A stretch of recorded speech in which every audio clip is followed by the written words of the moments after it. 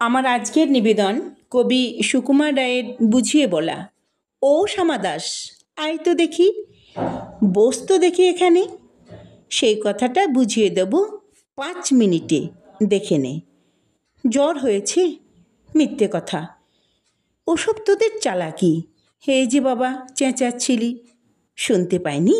কালাকি মামার ব্যামো বদ্যি রাখবি, রাখিস না হয় বিকালে।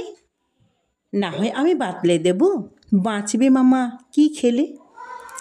আজকে তোকে সেই কথাটা বোঝাবো, না বুঝবি তো মগজ তার গজাল মেরে গোজাবো। কোন কথাটা তাও ভুলেছিস, ছেড়ে দিছিস হাওয়াতে। কি বলেছিলাম পরশু রাতে বিষ্টু বোসের দাওয়াতে? ভুলিসনি তো, বেশ করেছিস। আবার শুনলি খ্যাতি কি, বড় যে তুই পালিয়ে বেড়াস, মারাস না যে এদিকেই। বলছি দাঁড়া, ব্যস্ত কেন, বস তাহলে নিচুতেই। আজকালকার এই ছোকরাগুলো তর সয় না কিছুতেই। আবার দেখো, বসলি কেন, বইগুলো আন নামিয়ে। তুই থাকতে মোটের বোঝা বইতে যাব আমিয়ে। সাবধানে আন, ধরছি দাঁড়া, সেই আমাকেই ঘামালি। এই খেয়েছ কোন আক্কেলে শব্দকোষটা নামালি। ঢের হয়েছে, আয় দেখি তুই, বসতো দেখি এদিকে। ওরে গোপাল, গোটা কয়েক পান দিতে বল খেদিকে।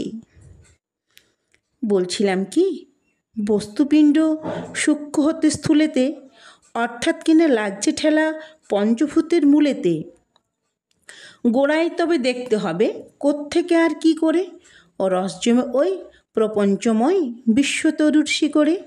অর্থাৎ কিনা এই মনে কর ও রোদ পড়েছে ঘাসেতে, এই মনে কর চাঁদের আলো পড়ল তারই পাশেতে। আবার দেখ, এরই মধ্যে হাই তুলবার মানে কি, আকাশ পানে তাকাশ খালি যাচ্ছে কথা কানে কি। কি বললি তুই? এসব শুধু আবুল তাবুল বকুনি, বুঝতে হলে মগজ লাগে, বলেছিলাম তখনই। মগজ ভরা গোবর তোদের হচ্ছে ঘুটে শুকিয়ে। যায় কি দেওয়া কোনো কথা তার ভিতরে ঢুকিয়ে। ও শ্যামা দাস, উঠলি কেন? কেবল যে চাস পালাতে, না শুনবি তো মিথ্যে সবাই আসিস কেন জ্বালাতে। তত্ত্ব কথা যায় না কানে, যতই মরি চেঁচিয়ে।